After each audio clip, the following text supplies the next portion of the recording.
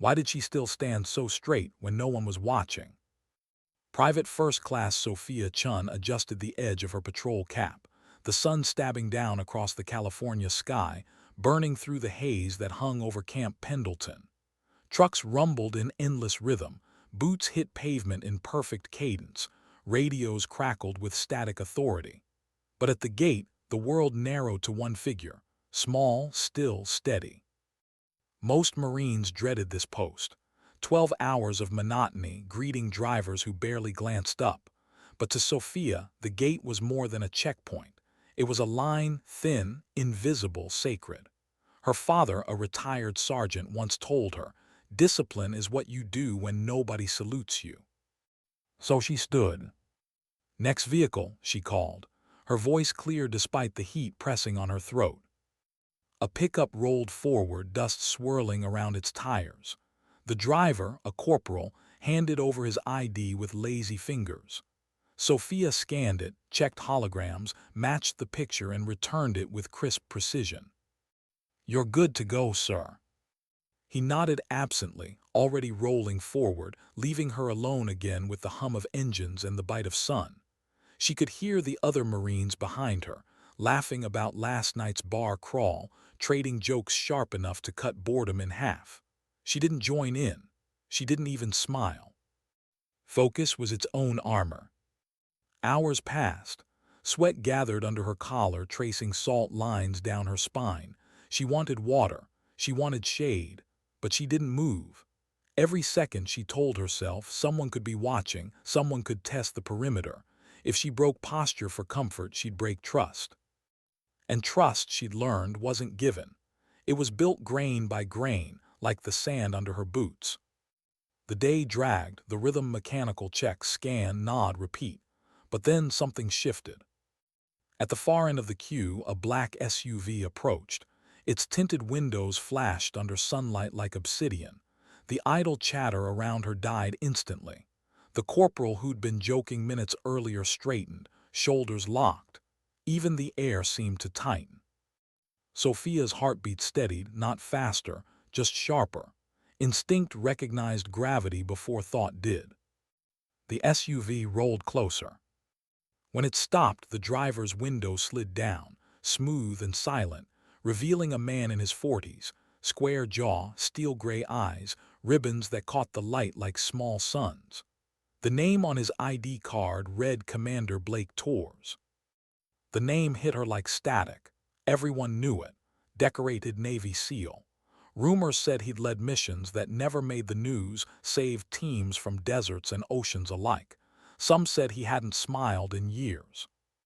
Sophia took his ID, glancing at holograms, expiration, photo, signature, everything by the book. She heard her pulse in her ears but forced it quiet. "Protocol first, always." "Access confirmed, sir," she said, handing it back. "Welcome aboard." Torres didn't take it immediately. His gaze held hers, steady, unreadable, assessing. She felt it like a spotlight, not invasive but measuring. He studied the way she stood, how she gripped the ID, how her tone never trembled. Behind her, the Marines shifted again, unsure, sensing something off script. Then the commander moved. The door opened. Boots struck pavement, solid, deliberate. The sound snapped the air in half. Conversations froze. Engines idled quieter. Even the cicadas seemed to pause. Sophia's breath caught. "Sir," she said cautiously, "is there a problem?" Torres walked toward her, the weight of decades of command trailing behind each step. When he stopped, his shadow fell across her boots. For one impossible heartbeat, the base held its breath. Then he raised his right hand, slow, perfect form, and saluted. Sophia froze. A commander, a SEAL officer with ribbons thick as armor, was saluting her, a 21-year-old private first class posted at a gate. Her body reacted before her mind did. She snapped into position, posture iron, palms slicing up in return. The salute locked them in stillness, two figures framed by sunlight, rank dissolving into respect. Gasps whispered behind her. The salute lingered, Not ceremonial, not casual, but deliberate. A statement. Then Tors lowered his hand, gave a single, subtle nod, and turned back to the SUV. The door shut. The vehicle rolled forward through the gate and disappeared into the sprawl of base roads. For a second, silence felt like a storm. "Holy hell," someone muttered. Did he salute her?" "I've been here 8 years," another Marine whispered. "Never seen that before." Sophia didn't answer. She didn't even blink. She kept her eyes forward, hands locked behind her back. But inside, her thoughts ricocheted. Why? The rest of her shift passed in a haze of whispers. She signed out at 1800 hours, boots aching, uniform stained with sweat, but her mind replayed that one moment in endless loops, the crisp salute, the nod, the quiet finality of it. Back in the barracks, she dropped her cap onto the bunk and sat in the dark. The hum of air conditioning filled the room. Her roommate, Martinez, burst in. "Chun," she hissed, "tell me it's true." Sophia looked up. "What?" "The salute. Tors, the commander, saluted you." Sophia hesitated. He acknowledged protocol. "Protocol?" Martinez scoffed. "He's a commander. He doesn't salute anyone first." Sophia sighed, rubbing her temples. Maybe it was respect. "Respect?" Martinez sat on the bunk across from her, eyes wide. "Girl, do you know how many people are talking about this? Chow halls exploding. Even admin heard." Sophia frowned. She hated the sound of her own name in other people's mouths. That night, as lights went out and Martinez snored softly, Sophia lay awake staring at the ceiling. She thought of her father's voice. Respect isn't in words, it's in posture. But even he hadn't prepared her for this kind of attention. The next morning, eyes followed her everywhere. At roll call, whispers coiled like smoke. "That's her, the gate girl, the one he saluted." She ignored them. She learned early that attention could be poison. By noon, the rumors reached command. "Private Chun," Sergeant Williams called from his office door, tone unreadable. "Report inside." Sophia stepped in, bracing for reprimand. Williams, a broad-shouldered man with permanent exhaustion in his eyes, looked her over. "Commander Tors has requested you," he said flatly. Her breath hitched. "Requested me, Sergeant." He nodded. "Personally, temporary detail. Building 7, 800 tomorrow." Building 7, the SEAL compound. Restricted coded access, whispers behind locked doors. Most privates never even saw the outside of it. Sophia stood at attention. "Yes, Sergeant." Williams leaned back in his chair, arms crossed. "Don't overthink it. Just show up on time. Keep your head down. Do your job." "Yes, Sergeant." When she left the office, the sunlight outside felt heavier. That night she packed her gear twice. She ironed her uniform until the creases could cut paper. But still, her hands trembled when she turned off the light. Why me? At dawn, the base smelled of salt and oil. The Pacific wind carried the cry of gulls and the faraway echo of artillery drills.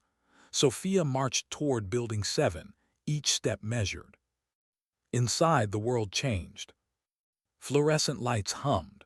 Hallways were lined with sealed doors marked restricted. Radios crackled low. Men in unmarked fatigues moved like ghosts, each one radiating focus so intense it hurt to meet their eyes. She waited in a small lobby, back straight, palms flat on her knees.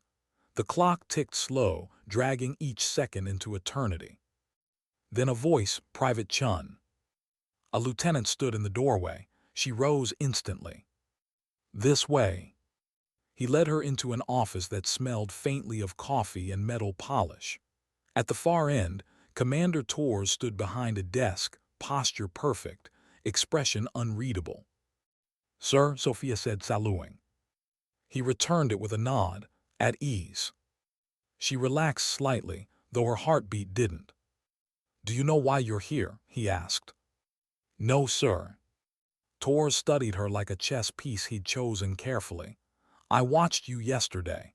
Most privates treat gate duty as punishment. You didn't. You treated it like responsibility. It's my post, sir. He gave a small, approving nod. That's why I saluted. Sophia blinked. The words hung in the air, heavier than any metal.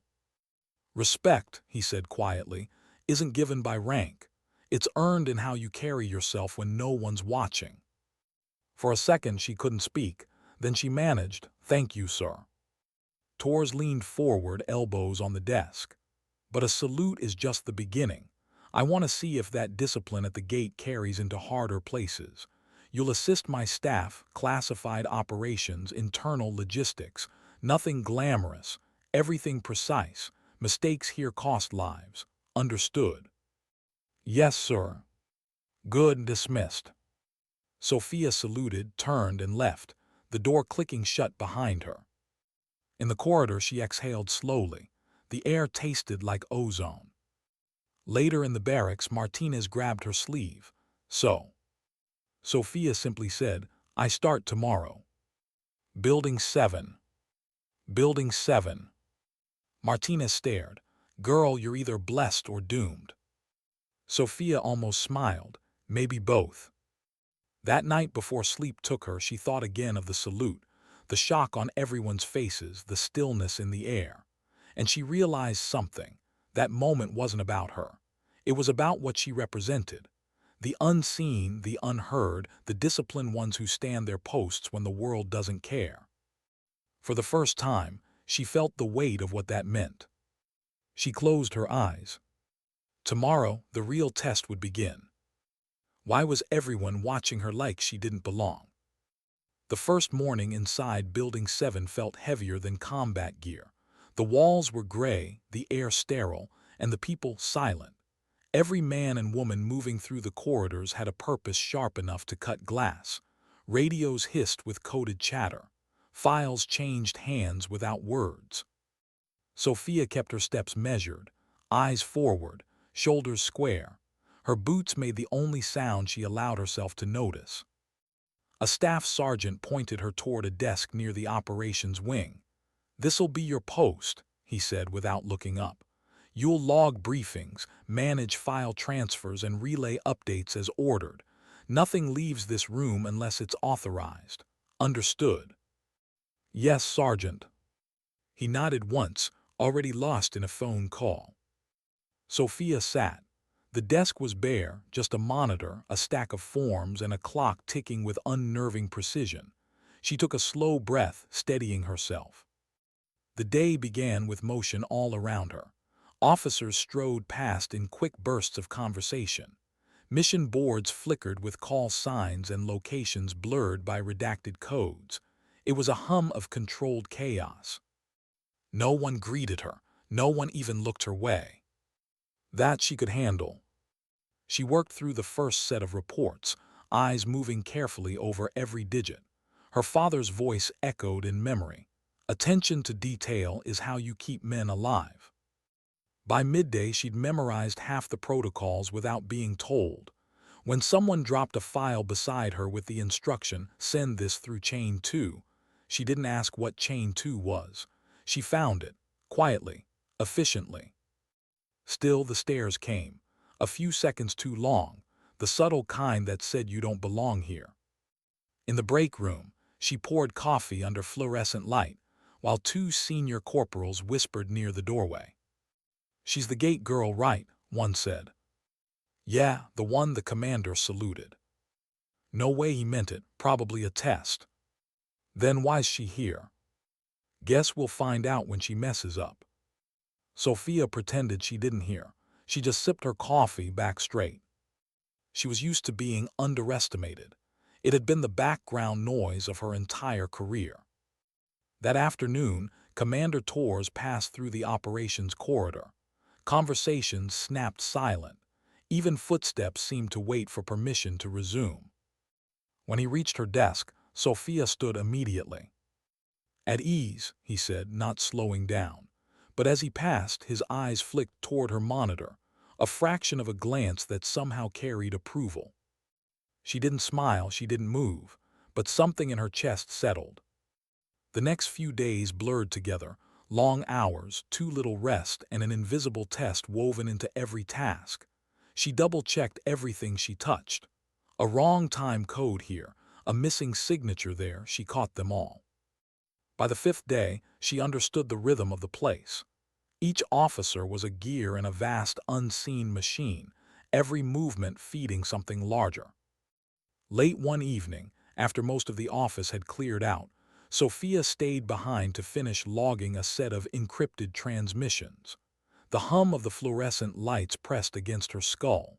Her eyes burned from fatigue, but she didn't stop. Then she noticed it, a discrepancy. One mission file listed a departure time of 2300 hours. Another, referencing the same team, listed 200, 3 hours apart.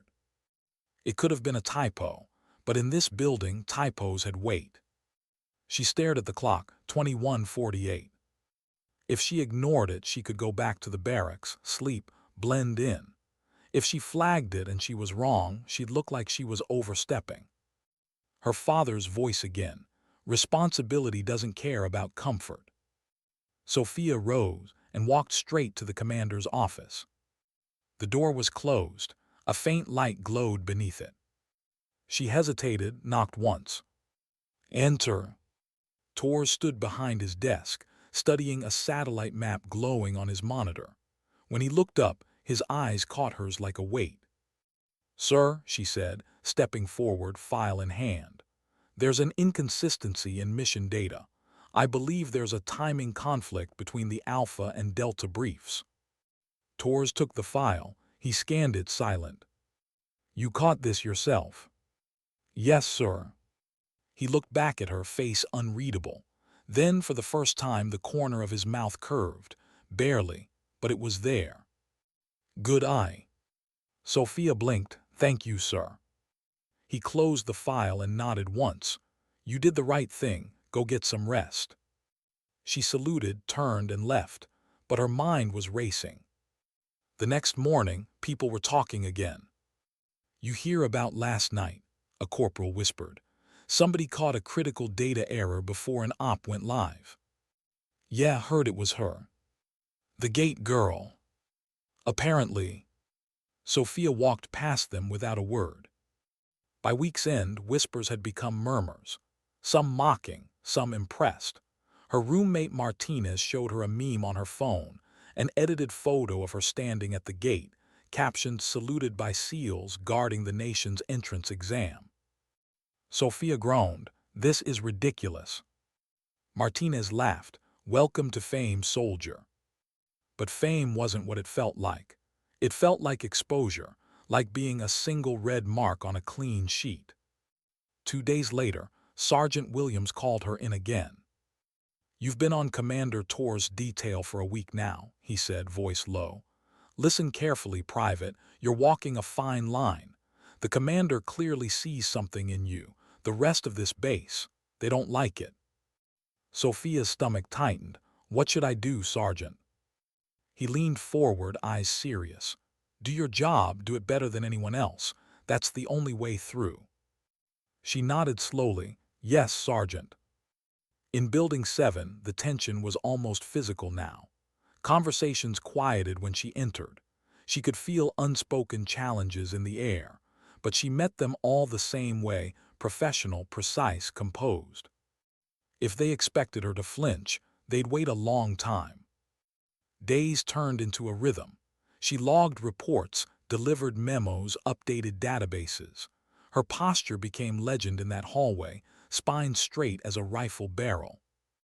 One afternoon, she delivered a briefing folder to Tor's office. He was alone, leaning over a map scattered with red markers. "On time," he said simply. "Yes, sir." She hesitated at the door.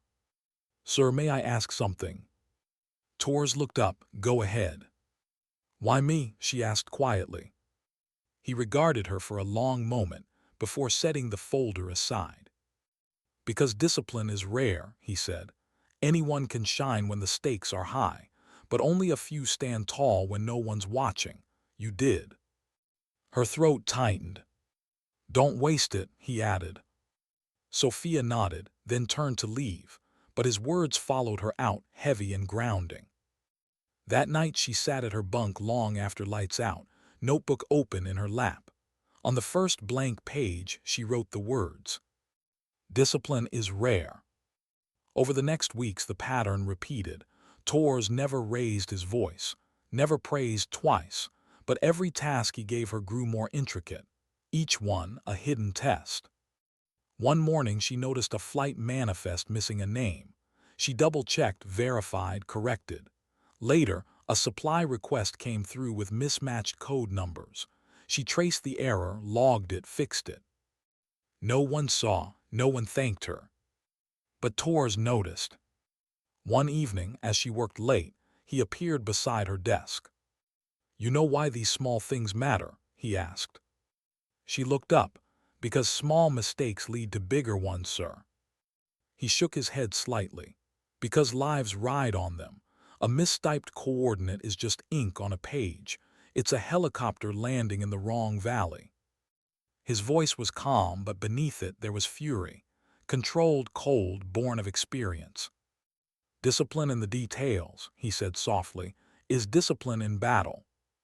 Sophia nodded. "Yes, sir." After he left, she sat still for a long time, staring at the screen. It wasn't just paperwork anymore. Every number, every line was a life tethered by precision. The realization made her hands steadier, her focus sharper. By the next week, something subtle had changed. Younger soldiers began looking at her differently. Some avoided her, afraid of comparison. Others lingered near her desk, pretending to need guidance but really just watching. One morning, a recruit named Patel hesitated beside her. "Private Chun," he said awkwardly, "I heard about what the commander said to you, about discipline." Sophia looked up from her monitor, and "I've been slacking off at the gate," he admitted. "Didn't think it mattered." She regarded him quietly.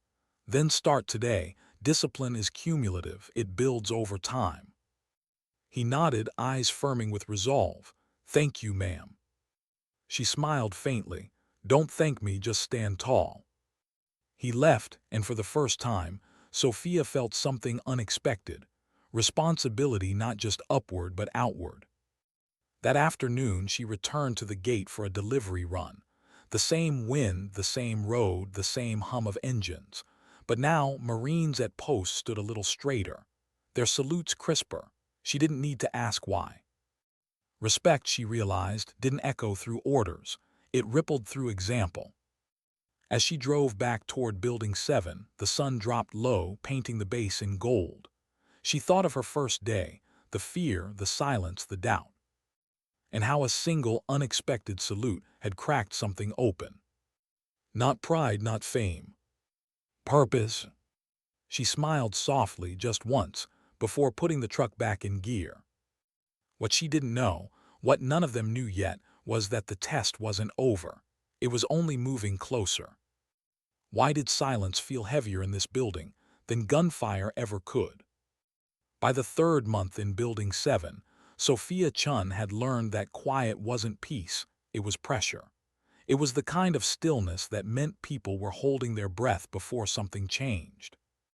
She arrived at 600 each morning, coffee black, uniform pressed, boots shining like ceremony.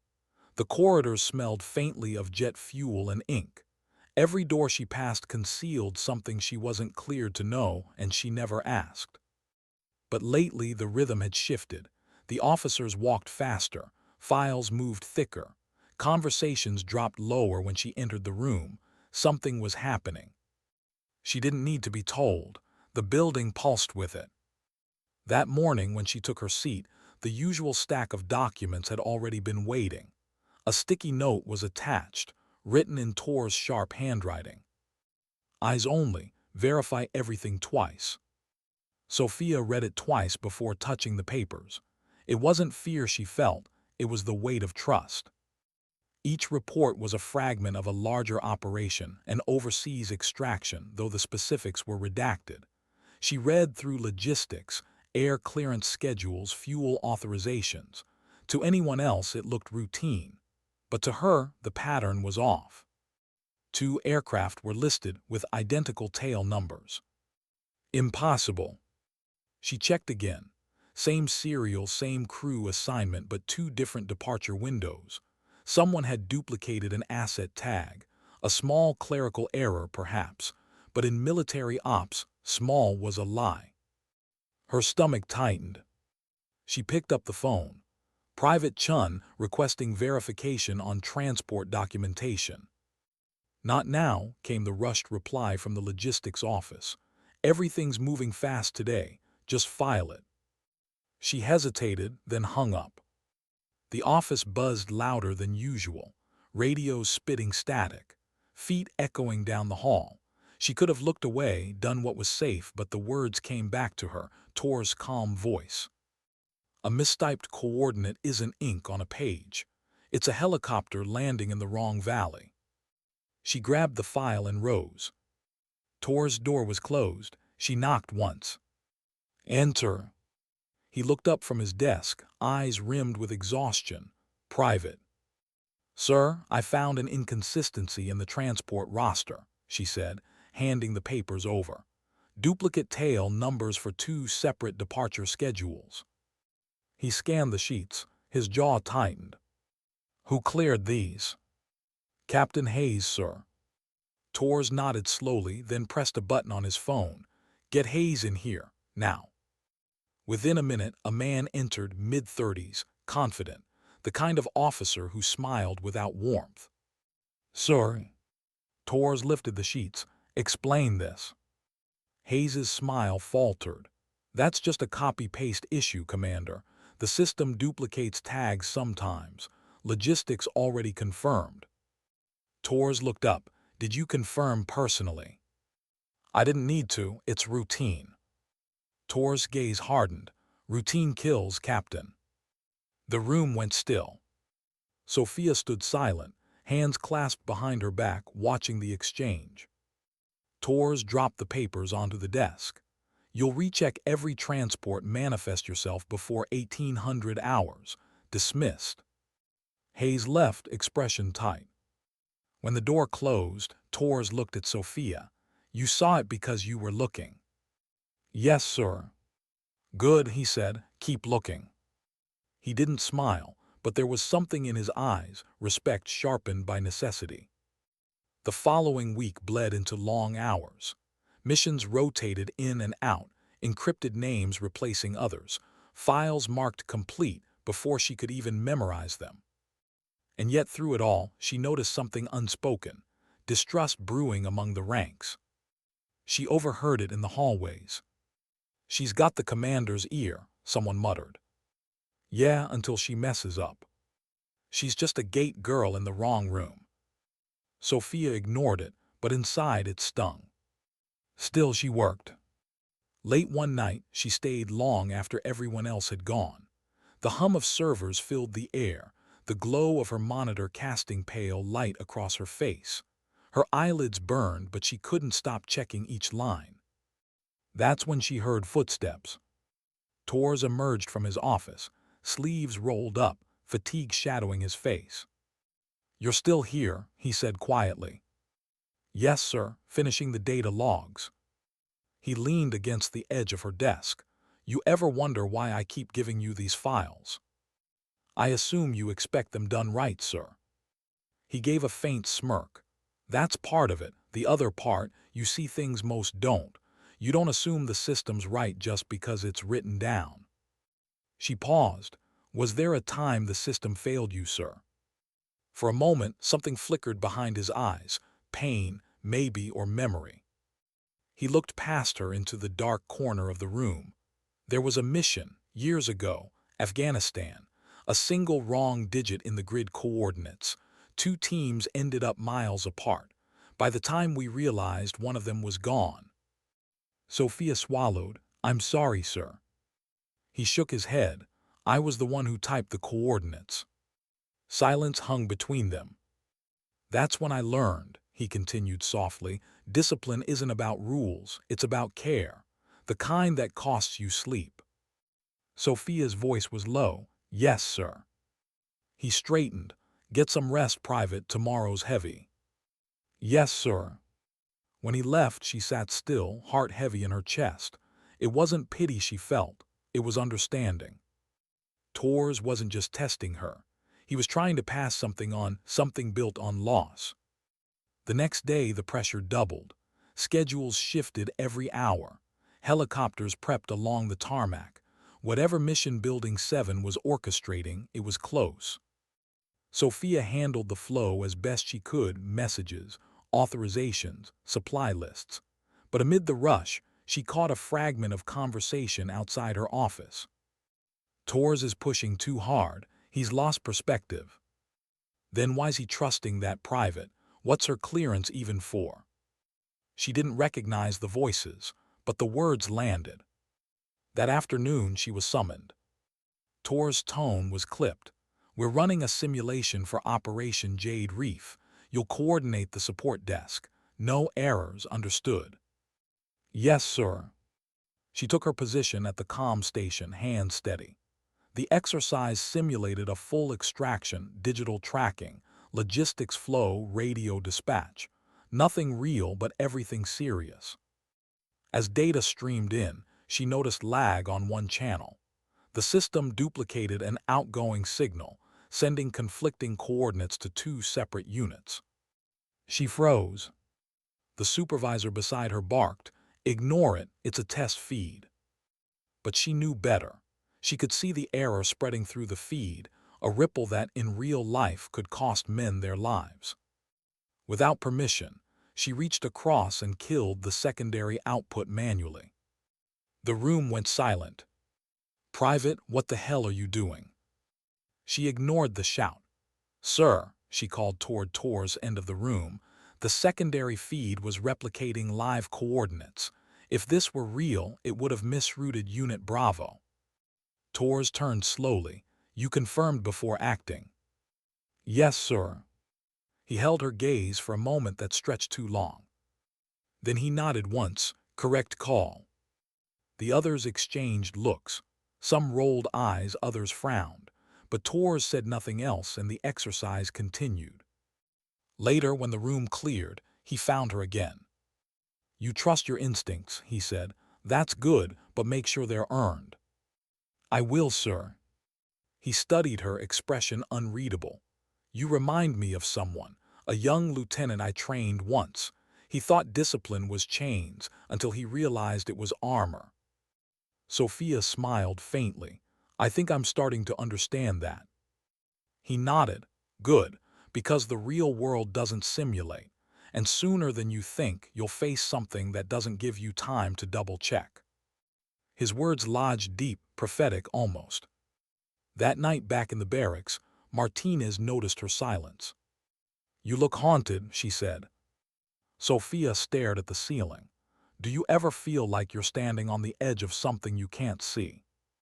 Martinez shrugged. "Every time the sirens test. Why?" Sophia didn't answer. She just turned over, eyes open in the dark. Outside, the base slept. But inside Building 7, lights still burned. Helicopters idled at the far pads. Something was coming. And deep down, Sophia knew, the salute at the gate had only been the beginning. She thought of the commander's words, "Respect isn't given by rank." She whispered them to herself before sleep took her. It wasn't pride anymore, it was a vow. To never let the details die. To never let discipline fade. Because she'd seen the look in Tor's eyes when he said he'd lost men. And she swore she'd never let that happen again, not on her watch. How do you prepare for a mission you're not allowed to know exists? The morning it began, the base felt different. The air, the movement, even the silence had an edge to it. From the gate to Building 7, the entire installation thrummed with the low vibration of readiness. Private First Class Sophia Chun walked the familiar corridor with a folder tucked under her arm, every sense sharp. Something was happening, something live.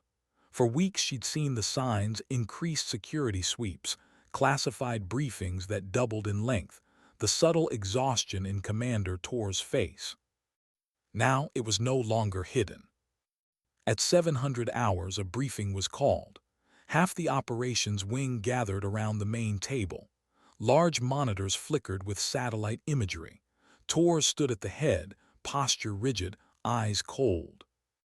"Operation Jade Reef is active," he said. No one moved, no one breathed. Tor's continued, voice low but deliberate. "We've lost comms with a reconnaissance team outside Kandahar. Their extraction window closes in 36 hours. Our unit will coordinate retrieval with allied assets. Logistics, tracking, and overwatch will run from here. Mistakes are not an option." Sophia stood near the edge of the room, her notepad ready, though her heart hammered in her chest. Tors turned toward her. "Private Chun, you'll manage communications relay, every feed, every timestamp. You log it, verify it, and double-check before confirmation. Understood?" "Yes, sir." The room turned slightly toward her, some faces curious, others doubtful. "Dismissed," Tors said. The officers dispersed like controlled lightning, each branching toward purpose. Sophia exhaled slowly. By the time she reached her station, her screen was already alive with encrypted chatter. Code strings blinked in green, timestamps scrolling. She began logging, verifying every entry against secondary copies. Hours passed in a blur. The mission unfolded like a chess game. Requests came in, weather updates, signal coordinates, supply statuses. Each one required approval and clearance. By midday, fatigue settled into her muscles, but she ignored it. There was no space for tiredness when lives sat behind each line of data. Tors moved through the operations floor like a storm contained in uniform. His calm was armor, but Sophia could feel tension radiating beneath it. At 1600 hours, a problem arose. The satellite uplink feeding drone visuals stuttered, a half-second glitch that caused one of the maps to freeze. When it refreshed, one of the green dots, a tracker beacon, had vanished. Sophia leaned forward. "Sir, Unit 3's beacon dropped." Tors was already at her shoulder. "Signal loss or interference?" "Unknown." It blinked before the feed reset. "Run a signal trace." She typed quickly, heart pounding. The tracer looped, pulled data, returned a partial confirmation. "Sir, interference is localized," she said. "Not weather-related, possible jamming." Tor's jaw tightened. "Mark it, log it to command." Sophia entered the report. When she looked up, she caught something in his eyes, not panic, but the recognition of risk. Minutes later, new data rolled in, requests for supply reroutes, delayed confirmation on the evac chopper. Tors barked orders to the team, recalibrating schedules with mathematical calm. Sophia followed his pace line by line, logging, verifying, updating. Every action required absolute precision. Every keypress echoed in her pulse. At 1900, the first critical transmission came through. "Contact, taking fire, grid 49 Bravo." The room froze. Tor's voice cut through the noise. "Get me their location." Sophia's hands flew over the keyboard. The coordinates flashed. "They're 2 clicks off the planned route, sir, moving southwest." "Copy, reroute drone feed." Seconds later, the live aerial feed flickered on hazy desert terrain, dust swirling, movement barely visible. The camera stabilized, catching muzzle flashes. Someone whispered, "That's them." Tors leaned closer to the screen, eyes narrowing. "Where's their extraction bird?" "ETA 27 minutes, an operator replied. "Too long," Tors muttered. Sophia could feel the temperature drop in the room. The hum of electronics became thunder. She didn't dare blink. Tors moved toward her again. "Log the transmission exactly. Every second matters." "Yes, sir." Her hands shook, but her writing didn't. At 1912, the feed stuttered again, then cut to static. Sophia's breath caught. "Signal down," someone shouted. "Backup feed now," Tors snapped. She switched systems, but the relay wasn't responding. It was being jammed. Sir, external interference confirmed. Torres slammed a hand against the table, then caught himself, voice dropping to steel. Get me manual channel control. Sophia rerouted the frequency through an older backup system, a relic most had forgotten existed. When it finally connected, the feed blinked back to life, smoke, movement, and one figure dragging another toward a ridge. Got it, Sophia breathed. Torres turned his head slightly toward her. Good work. She didn't look up. Her focus was total. 20 minutes later, the extraction chopper reached visual range. The team was battered, down one man, but moving. Relief rippled across the room like a silent exhale. Bird 1 inbound, Torres said. We're not losing anyone today. But then another message came in, urgent, blinking red. Secondary unit missing. Last contact grid 48 Alpha. Torres' face hardened. Sophia stared at the coordinates. They were nearly identical to the last location. Sir, she said quietly, that's the duplicate tag, the one we corrected last month. Torres froze. Realization flickered behind his eyes. If that error had stayed, they would have landed in the wrong zone, she finished softly. He looked at her, really looked at her, and nodded once. That moment didn't need words. By 2200 hours, the extraction succeeded. 3 injured, none fatal. The room eased, but no one celebrated.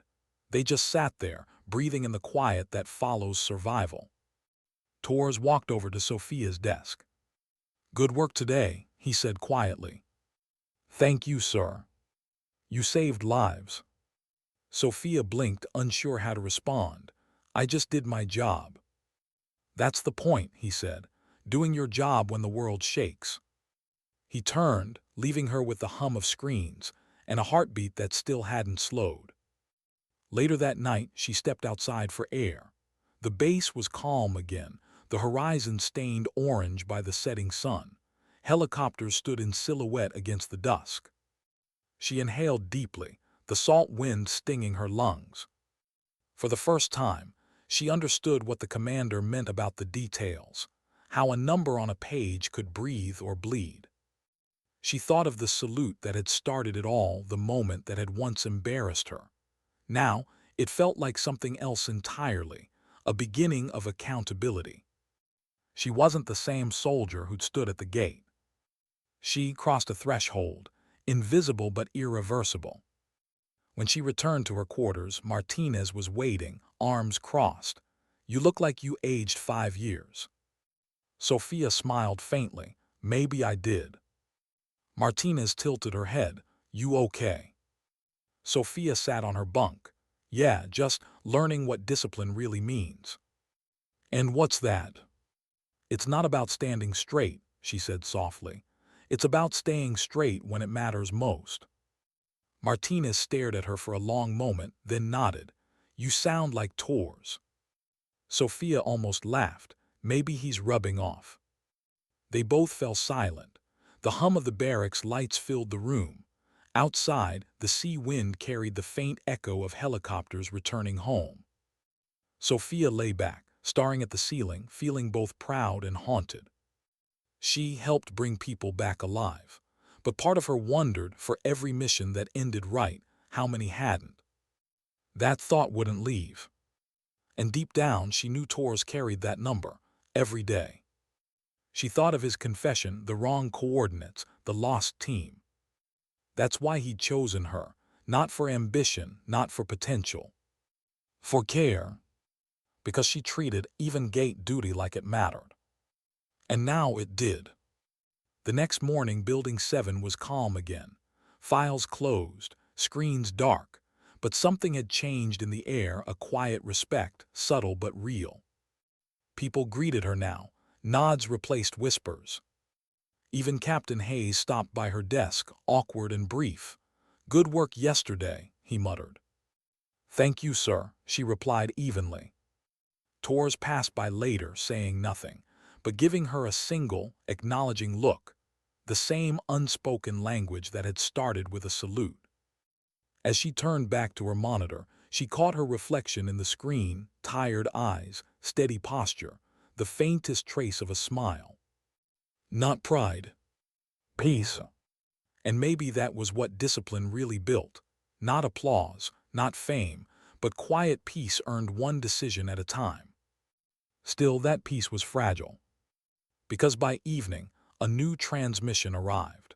One that would pull her out of the safety of desks and routines, and into the field she'd only ever read about. Tor's signature marked the bottom of the memo. Private First Class Sophia Chun, Attached Observer, Task Unit Bravo.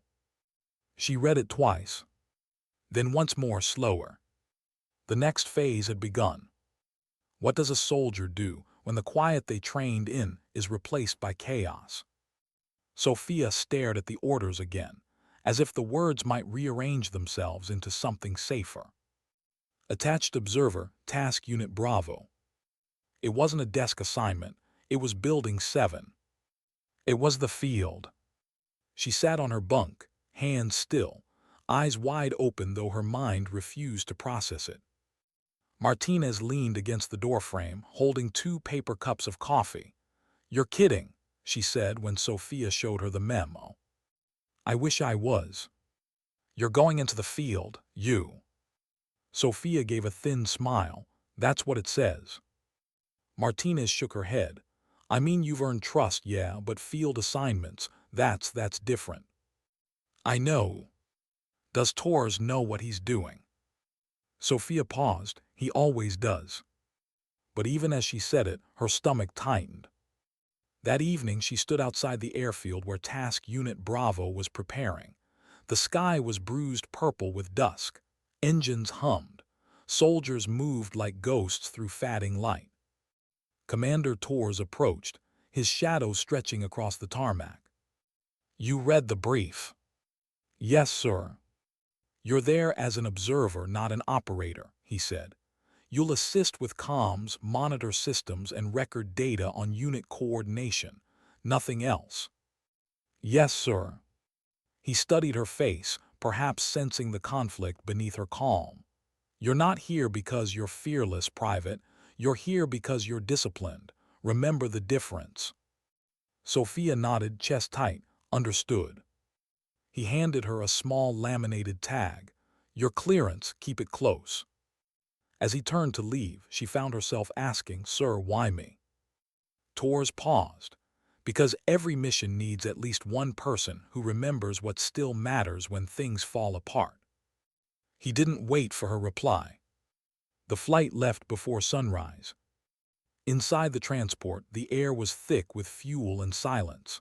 The SEAL operators around her checked weapons, adjusted straps, and spoke in quiet shorthand. None of them paid her much attention.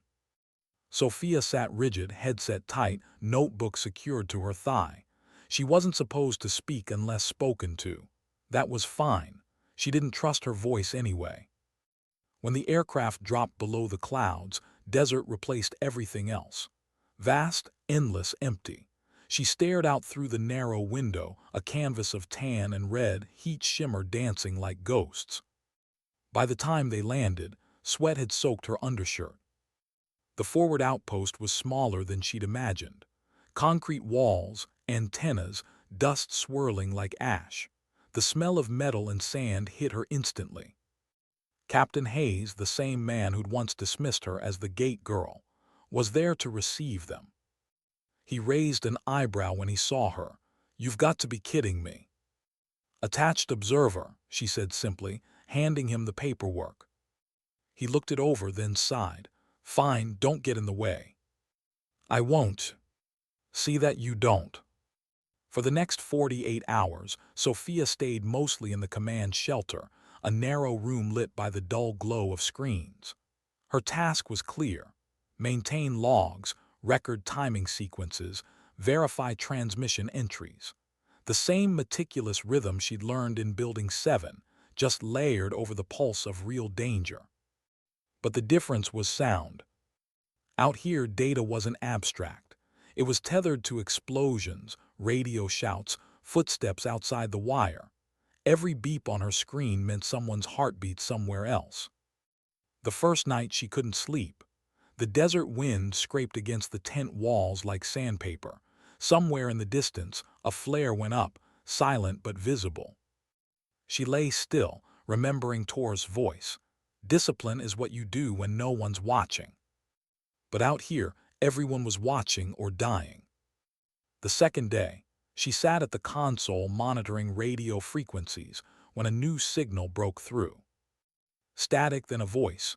Unit Bravo, this is Delta Team. Confirm visual on convoy, requesting green light for approach.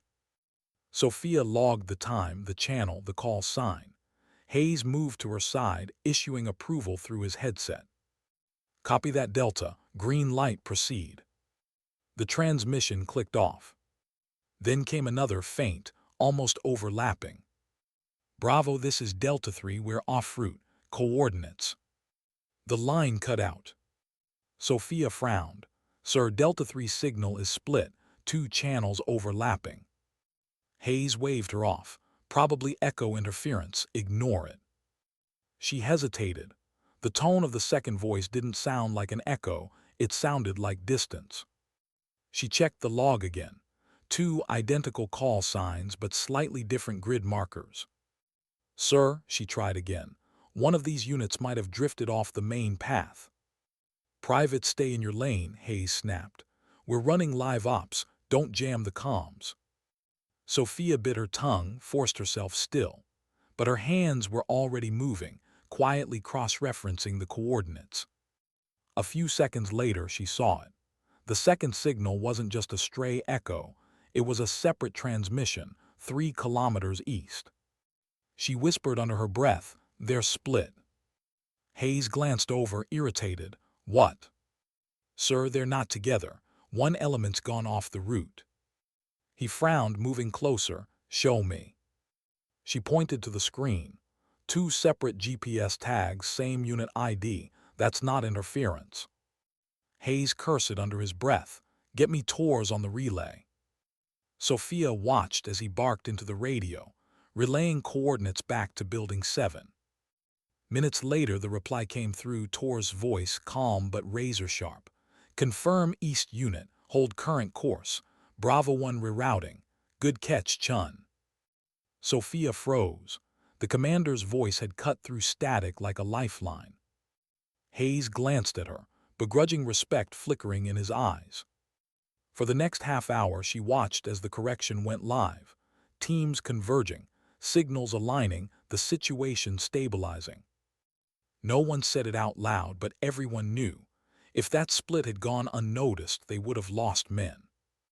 Later that night, Hayes approached her by the sandbag wall outside. The desert sky stretched wide above them, a billion stars shimmering cold. You were right, he said quietly. Sophia didn't respond. You see patterns, he continued. Most people see noise. I just pay attention, she said. He nodded. That's rarer than you think. They stood in silence for a while. The wind carried dust across their boots. Tors trained you well, Hayes said finally. Sophia's voice was soft. He reminded me of something I'd already been taught. By who? My father. Hayes nodded once, then walked away. Sophia looked up at the stars again, and for the first time, she allowed herself a breath that didn't feel borrowed. But calm never lasted long out here.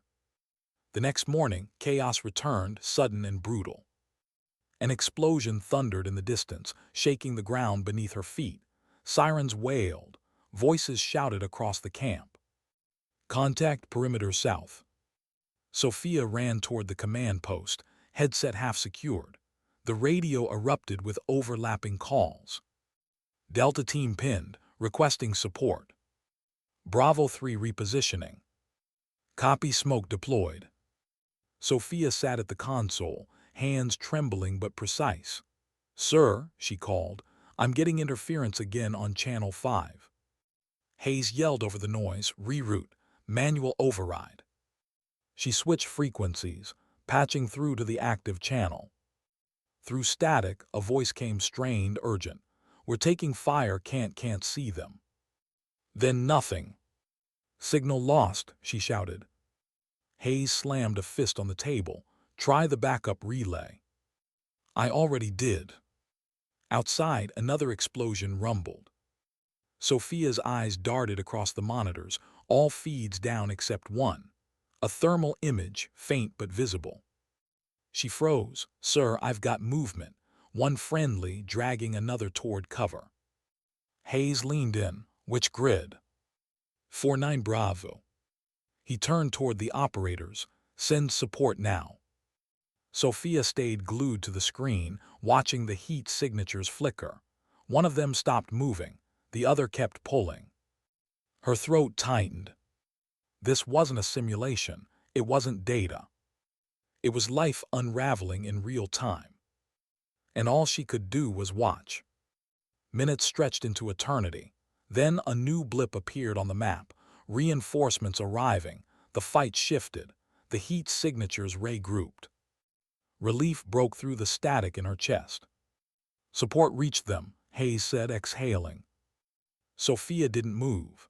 Her eyes were locked on the screen until the last red marker faded into safety. She finally let out a shaky breath. Hayes looked at her, his tone softer. You did good, Private. She didn't answer, she couldn't. Later, when the camp quieted and the dust settled, she walked outside. The desert wind was warm again, carrying the smell of smoke and oil. The horizon was endless, and so was the weight of what she'd seen. She thought of tours, of the salute, of every word about discipline and care. Now she understood the real meaning. Discipline wasn't standing tall. It was staying human when the world tried to harden you. When she closed her eyes, she could still see the blips of heat moving across the screen, lives measured in pixels, saved by precision. But that night, as she wrote her report, her hands trembled once. Not from fear, from knowing she'd never be the same again. How do you return to silence after hearing the sound of war? The flight back from the outpost was quiet, too quiet. Sophia sat strapped into the transport seat, helmet on her lap, the desert still clinging to her uniform. Every vibration of the engine hummed through her bones. Around her, the operators dozed in broken shifts, faces drawn tight even in sleep. No one spoke, no one ever did on the way home. She watched dawn creep along the horizon, painting the clouds red and gold. It should have been beautiful, but all she could see was the glow of the thermal feed, the two heat signatures dragging across the sand. Alive because she'd noticed. Alive, and yet she felt no pride, only the echo of what almost was. When they landed at Pendleton, she expected relief. Instead, the base felt alien. Everything looked the same, the gates, the parade grounds, the smell of salt and diesel, but she didn't fit inside it anymore. She walked toward Building 7, duffel slung over her shoulder. Her steps were steady, but something inside her moved unevenly now. Commander Torres was waiting. He stood outside the entrance, arms folded, eyes hidden behind dark glasses. "Welcome home," he said. Sophia stopped a few feet away. "Sir, you did well. People still got hurt." "People always get hurt," he replied softly. "That's why the rest of us have to stay sharp." She hesitated, searching his face. "Does it ever stop bothering you?" "No," he said. "The day it stops, you shouldn't be here anymore." The words settled like dust. He nodded toward the building. "Get some rest. Debrief at 900. "Yes, sir." She turned to leave, but his voice stopped her. "Chun." She faced him. "Out there you kept your head. You saw the pattern when no one else did. You didn't freeze." Sophia swallowed. "I almost did." He shook his head. "Almost doesn't count in the field. What matters is what you did." For a moment, she wanted to tell him how close she'd come to breaking, how every second had stretched until it felt like the air itself was ripping. But she just nodded. "Understood, sir." When she reached her quarters, Martinez was waiting. "You're back," she said, relief spilling out in a grin. Then her smile faded when she saw Sophia's face. "Hey, are you okay?" Sophia sat on the edge of her bunk, unlacing boots stiff with dust. "I'm fine." Martinez crouched in front of her. "That's what everyone says when they're not." Sophia looked up. "You ever think discipline can turn into armor so heavy you forget what it's protecting?" Martinez blinked. "You've been hanging around tours too long." Sophia almost smiled. "Maybe." But that night, when lights dimmed and the barracks quieted, she lay awake again like the first night after the salute. Only now, the silence didn't comfort her. It pressed down. The next morning's debrief lasted 2 hours. Tours led it, flanked by Captain Hayes and 2 analysts from command. Screens replayed satellite captures, timestamps, and comm logs. When they reached the section where Sophia had caught the split transmission, Tours paused the video. "This discrepancy," he said, "would have sent half the team into the wrong valley. Private Chun identified it in under 30 seconds." The analysts exchanged glances. One of them, a gray-haired civilian, nodded. "Good work, Private. How'd you spot it?" Sophia kept her voice even. The echo didn't sound like interference. Timing was off by 4 seconds. Tours looked at her. "Instinct." "Pattern recognition," she corrected. "Instinct comes after." A faint smile touched his lips. "Fair answer." When the meeting ended, the analysts left first. Hayes gathered his notes, then paused beside her. "You proved me wrong," he said quietly. Sophia met his eyes. "I wasn't trying to." "That's what makes it worse," he said with a half-smile, then walked out. When she turned to leave, Tours stopped her. "Close the door." She did. He leaned against the table, arms crossed. "You handled yourself better than most officers do their first time out." "Thank you, sir." "But I saw something else." Sophia tensed. "Sir." "You didn't celebrate, not once."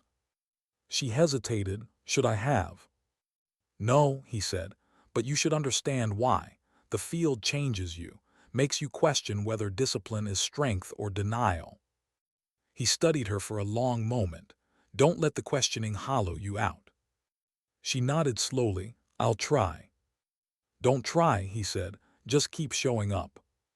The words stayed with her long after she left the room. Weeks passed. Missions cycled through. Reports stacked higher. Building 7 returned to its rhythm, but Sophia no longer fit cleanly into it. She worked efficiently, spoke politely, but something inside her kept replaying the sounds of that explosion, the clipped breaths through static. Tours noticed. One evening, he found her at her desk long after everyone else had gone. The screens glowed blue against her tired face. "Still here?" he asked. "Finishing reports." "You've been finishing reports for 3 hours." She exhaled. "When I stop working, I start thinking." He nodded. "That's when it gets loud." Sophia glanced at him. "How do you live with it?" He didn't answer right away.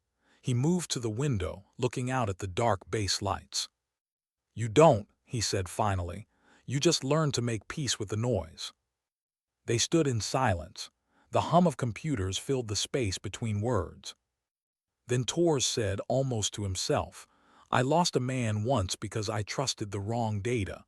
You saved men because you didn't. That's balance. Remember that." Sophia's throat tightened. "Do you ever think discipline can break a person?" "Yes," he said, "but so can chaos. I'll take the kind that leaves me standing." He turned to her, voice soft. "Get some sleep, Private." She shut down her terminal, following him out. But his words haunted her, "the kind that leaves me standing." That night, she dreamed of the gate again. The sunlight, the salute, the stillness before everything changed. Only this time, when she saluted back, the air around her filled with sand, not silence. When she woke, her pillow was damp. The following week, Command issued commendations for the Jade Reef operation. Formal ceremony, press absent, just a small gathering in the auditorium. Tours stood at the podium, uniform pressed, voice calm. Valor isn't always loud, he said. Sometimes it's a quiet decision made in a room full of noise. Private First Class Sophia Chun exemplified that. He motioned her forward. The room applauded, restrained, respectful. Sophia accepted the ribbon, saluted, but her hands trembled slightly as she lowered them. Torres noticed but said nothing. After the ceremony, she slipped outside to the steps behind the hall. The afternoon light spilled gold across the pavement. Martinez found her there. "You did it," she said, sitting beside her. Sophia smiled faintly. "I didn't do anything extraordinary." Martinez shrugged. "Maybe not, but you reminded people that ordinary done right still matters." They sat quietly for a while, watching Marines march across the training field. "You ever think about leaving?" Martinez asked. Sophia considered. "Sometimes, then I remember why I came." "And why was that?" She looked toward the horizon. "Because my father told me respect is built when no one's watching. I just never realized how hard that would be." The next day, Sophia was reassigned, not away from Building 7 but deeper into it. Higher clearance, closer proximity to command planning. It was a promotion in everything but title. She accepted it with quiet composure, but inside, she felt the distance growing between who she'd been and who she was becoming. Her old friends treated her differently now. Some with admiration, others with envy. And sometimes, in the reflection of a monitor, she barely recognized herself, posture perfect, eyes colder than before. One night, as she reviewed mission logs alone, she caught sight of a new file labeled Project Harborlight. The clearance mark was one level above hers. She should have looked away. She didn't. The document opened for a fraction of a second, long enough for her to glimpse a word that chilled her: civilians. Then the file locked, red text flashing access DENIED. Sophia sat back slowly, pulse pounding. When Torres walked past a minute later, she closed the screen. He stopped. "Everything all right?"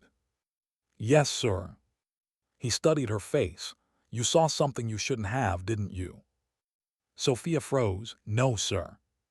He didn't call her out, he just said, "Curiosity is healthy, but remember, information carries weight, sometimes more than bullets." He walked on. She exhaled, realizing she'd been holding her breath. That night she couldn't sleep. The word kept echoing: civilians. Was discipline about obedience or conscience? Could both exist together? The question burned quietly in her chest as dawn rose over the base. She stood at her window, watching Marines jog past in cadence, their voices echoing in rhythm. Once she'd envied that certainty, that unbroken rhythm of command.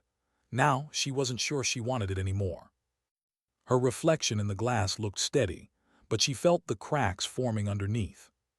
The next test, she realized, wouldn't come from the field. It would come from within. What happens when discipline begins to disagree with duty? For 3 days, the word she wasn't supposed to see wouldn't leave her mind. Civilians. It followed her through every hallway of Building 7, through every routine check and salute. She told herself it was nothing, probably a code name, a placeholder, a clerical quirk. But the thought kept whispering. By the 4th night, she stopped pretending she could ignore it. At 200, she was still at her desk. The operations floor slept under low lights, the hum of servers steady as a heartbeat. On her screen, lines of routine logistics blurred into one another, yet she kept glancing at the hidden folder Project Harborlight. The cursor blinked like an accusation. Sophia's clearance didn't allow access and she wasn't reckless enough to force it, but she could trace metadata, timestamps, routing logs, file origins. All legal, all procedural. She opened the network index. Project Harborlight, origin, Strategic Command / Tactical Civilian Oversight Division. Last modified, 300 hours that same morning. Civilian oversight. Her stomach turned. That division handled domestic cooperation programs, humanitarian support, disaster logistics, not field ops. So why was Building 7, a SEAL operations hub, running it? The realization hit quietly but hard. It wasn't a training file. It was active. A door opened behind her. Sophia snapped the screen dark. Tor's voice came low, calm. Couldn't sleep. No, sir. He stepped closer, setting a mug beside her. Neither could I. They stood in silence, the kind that spoke more than words. Sir, she said finally, how do you know when following orders crosses a line? Tors didn't answer immediately. He leaned on the desk, staring into the dark monitor as though it reflected something only he could see. You think there's a line, he said. Most of the time there is, just fog. You walk through it hopping, you're still on solid ground. But what if someone gets lost in that fog? She asked.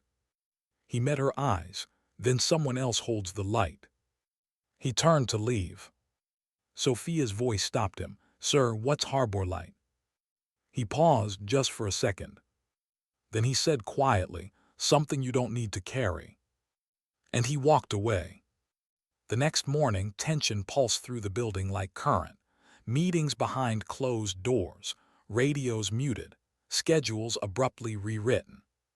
Sophia filed reports, delivered memos, kept her head down, but her thoughts wouldn't settle. Tor's evasive tone had confirmed what he wouldn't say. Harbor light wasn't routine. At noon, she was summoned to a logistics briefing. Captain Hayes led it, standing at the projector with an expression that tried too hard to stay neutral. Operation Harbor Light will commence in 72 hours, he said. This is a joint coordination exercise with local security agencies. You'll handle routing and communications, same as before. Exercise. The word rang false. The slides behind him were sanitized. Distribution routes, temporary checkpoints, supply convoys. Yet the resource quantities were off, too high, too aggressive. Sophia raised her hand. Sir, these fuel loads, they're marked for heavy airlift. Civilian operations don't use that capacity. Hayes didn't look up. Command's orders, you just move the numbers private. Her pen froze above her notepad. Yes, sir. When the briefing ended, she followed procedure, logged data, stamped clearances, but unease gnawed through the motions. That evening, she saw Tors leaving the building alone. She followed at a distance until they reached the overlook above the harbor. The water was black glass beneath the moonlight. Sir, she said softly. He turned, not surprised. You should be sleeping. So should you. He almost smiled, then looked back at the water. Do you know what harbor light really is? She waited. He exhaled slowly. An evacuation framework, contingency for urban instability. Command fears domestic breaches, riots, sabotage, whatever name they choose. They're testing rapid containment deployment. Containment, she repeated. Crowd control, isolation zones, drone oversight. They call it humanitarian order. Sophia's jaw tightened. And civilians. He looked at her. Collateral variables. The words hit like a slap. So you knew, she whispered. I know what happens when data fails and politicians panic, he said quietly. They ask soldiers to clean it up. And you agreed to that. He didn't answer. Sophia took a step closer. You taught me that discipline is care, that details save lives. What happens when the details start taking them? Tor's eyes hardened. You think I want this? You think I sleep knowing the cost? Then stop it. He shook his head. I can't. Orders came from above my pay grade. Then why tell me at all? Because you asked, he said softly, and because someone should remember what it costs. For a long time they just stood there, the sea wind whipping against their uniforms. Finally he said, You're not in this alone, Chun, but if you stay, you play by their rules. Sophia looked out at the lights scattered across the bay, harbor light indeed. beautiful, deceptive. She realized then that obedience could be as dangerous as defiance. 2 nights later, she made her choice. The operations wing was empty except for the glow of screens. She accessed the communications archive, copied the Harbor Light brief to an encrypted drive, and slipped it into her pocket. Not to leak it, not yet, just to have proof that she wasn't imagining the line being crossed. Her hands trembled once, but she steadied them.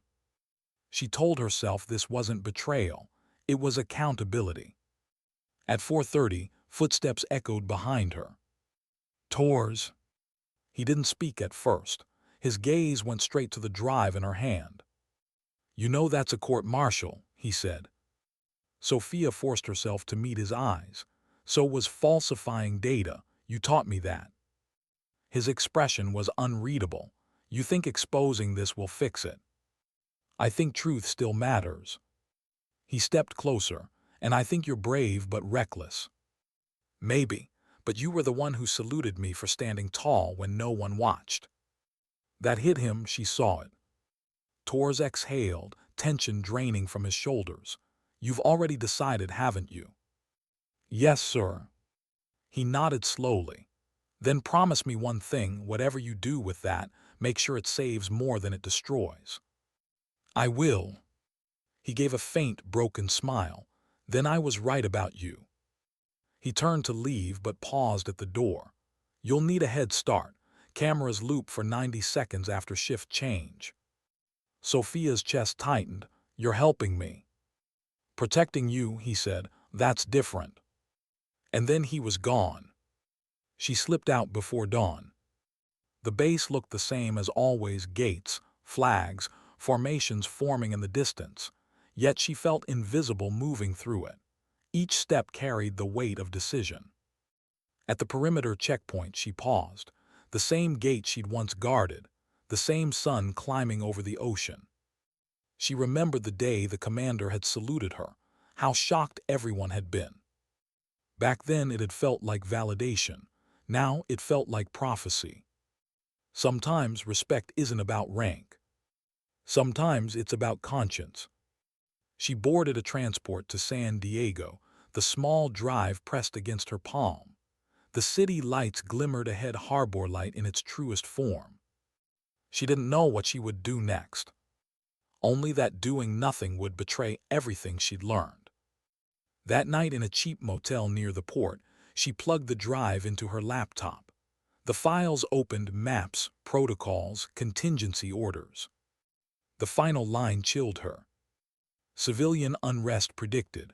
Urban center containment, collateral tolerance threshold, 4%. 4%. She stared at the number until it blurred. Then she closed the file and sat back, breathing hard. Tor's voice echoed in her head. Make sure it saves more than it destroys. She didn't know how to do that yet, but she would. Because discipline, she realized, wasn't blind obedience. It was the courage to care, even when caring came with consequences. She opened her notebook, the one she'd carried since the gate, and wrote 5 words at the top of a blank page. Respect is built in truth. Then she looked out at the sleeping city. Somewhere back at the base, Tors was probably sitting in his office, knowing exactly what she'd done. And still not stopping her. Maybe that was his way of saluting her again, silently, from a distance. The night air pressed cool against the window glass. Sophia could see her reflection faintly in it, tired, scarred by realization, but standing tall. She wasn't just guarding gates anymore. She was guarding something larger. And when dawn broke over the harbor, the first light touched her face through the window, steady, resolute, and alive. She whispered to herself, sometimes the light you follow isn't permission, it's warning. What do you do with the truth when it weighs more than your weapon ever did? The sun rose slow over San Diego Bay, painting the water in the color of new beginnings. Sophia sat at the edge of her motel bed, uniform jacket folded beside her, the small encrypted drive glinting in the pale light. For the first time since leaving the base, she wasn't sure what to do next. She'd held orders, reports, and lives in her hands before, but never the power to undo something bigger than all of them combined. The file she'd opened the night before still burned behind her eyes. Civilian containment, collateral tolerance 4%. 4%. It was a number dressed as math, but it meant blood. She stared at her reflection in the window, the same woman who'd once stood perfectly still at a gate, proud of her posture, her purpose.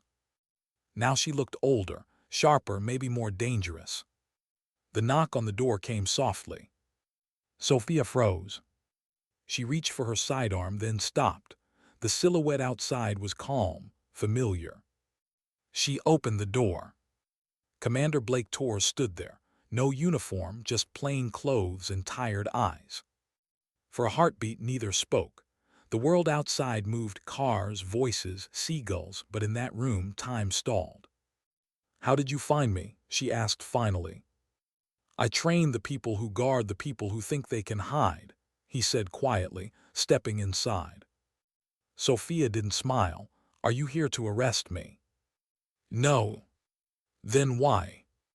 He looked around the small, dim room, the cheap curtains, the hum of an old refrigerator, then back at her. "To see if the person I saluted is still standing." Sophia crossed her arms. "You taught me to follow the truth." "I did." "I taught you discipline," he said softly. "You learned conscience on your own." She nodded toward the drive. "You knew what harbor light really was, didn't you? The numbers, the orders." He exhaled. "Yes." "Then why stay?" "Because someone had to," he said. "Someone had to make sure the damage stopped where it started.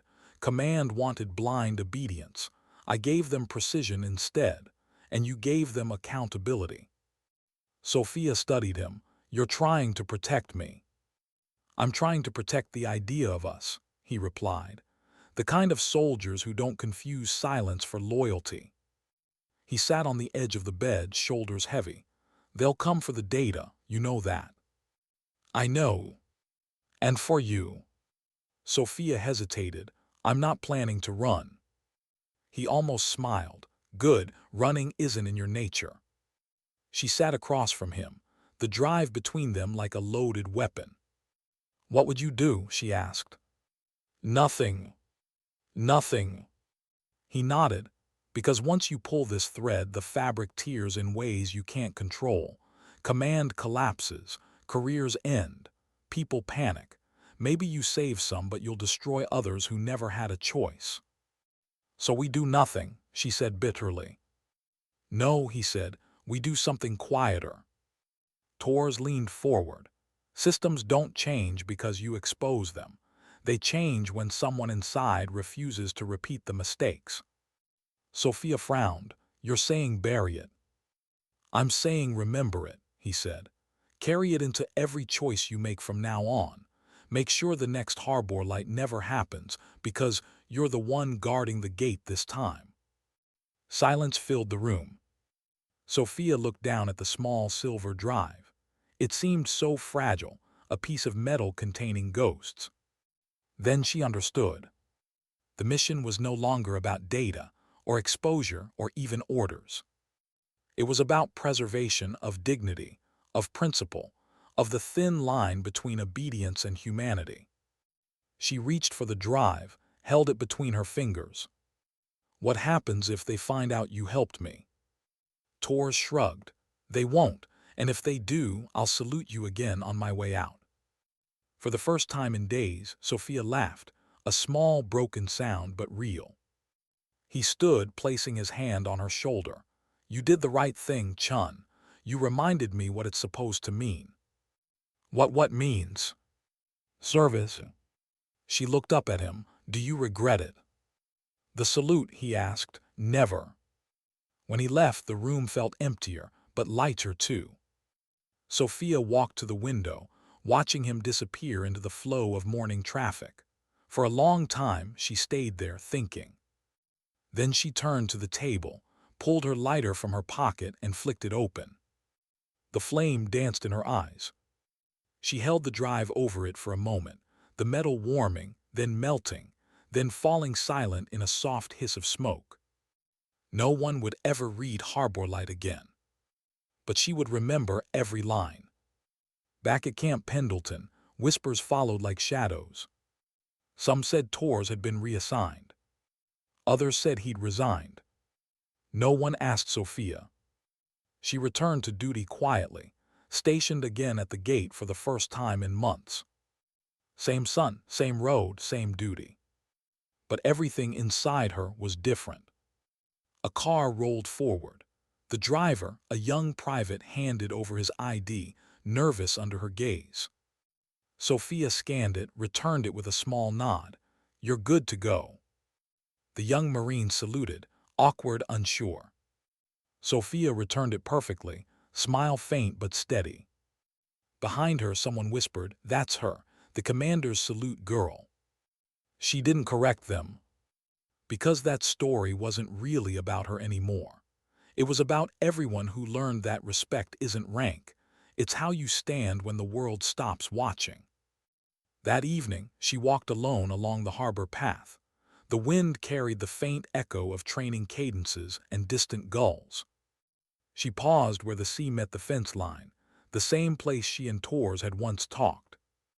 The city lights shimmered in the distance, bright, fractured, endless.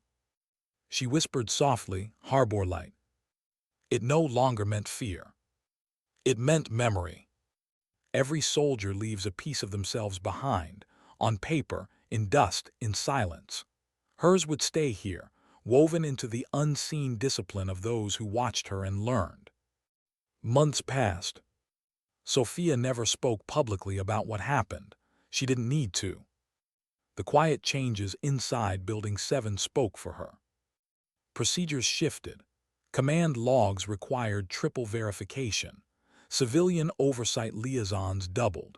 It was bureaucracy wrapped in caution, but to her, it was proof that the fog could still be pushed back, one disciplined light at a time. Torres retired 6 months later. No ceremony, no speech. He left behind a folded flag on his desk and a note tucked beneath it.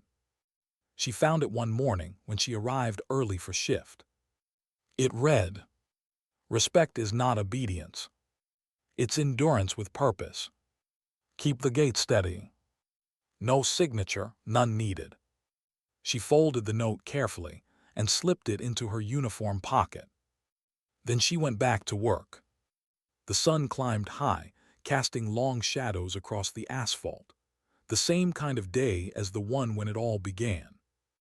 A black SUV rolled toward the checkpoint. Sophia blinked once, the vehicle stopped, the window lowered. Inside, a young officer, not Torres, just someone new, handed her his ID.